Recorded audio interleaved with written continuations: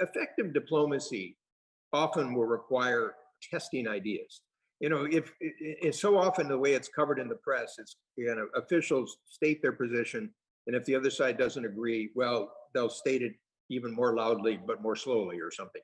And what you saw in the 89-90 period, and where Baker was obviously an extraordinary, skillful advocate and negotiator, was that, as you said, this is very difficult to foresee. You had these extraordinary events after 40 years of the Cold War, and Baker was trying to find some way to accomplish the objectives the United States wanted, a united Germany and NATO, but also try to recognize Soviet interests and concerns.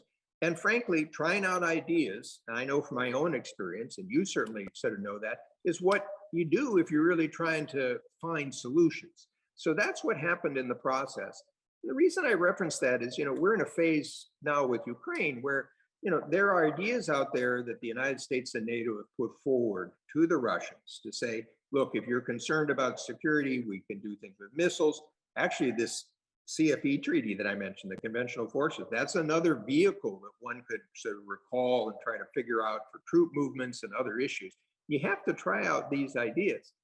The part today that I think, Mark, we may be missing a bit is if our real objective is to try to make sure that Ukraine preserves its independence as a democracy, you can see that a lot of the Russian efforts really seem designed to subvert the political and economic system. They're trying to put pressure on it, even short of an invasion. You see the cyber attacks, the intelligence reports about trying to find somebody pro-Russian and depose the president.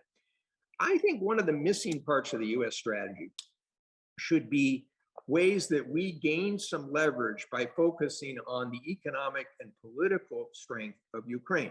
So if you look at it, our diplomacy tends to be now more reactive. The Soviets basically, have the initiative. In addition to sending the military hours, which I think one needs to do so Ukraine can defend itself, I've noticed the Europeans are starting to put some economic support in. And this would be the moment that the United States should go to the Congress, those senators that visited Kiev, and say, look, let's put a broad economic support package conditioned on Ukrainians working together as opposed to splitting up politically, and some of the reforms and anti-corruption measures that have been needed. And so it's in some ways, it almost harkens back to the Marshall Plan. The Marshall Plan was designed to bring Europe together economically, politically, to withstand the then Soviet threat. And so this is, I think, an area where the United States could take an initiative and regain some leverage. And it focuses on the heart of the issue. How do we make sure that an independent, democratic Ukraine survives?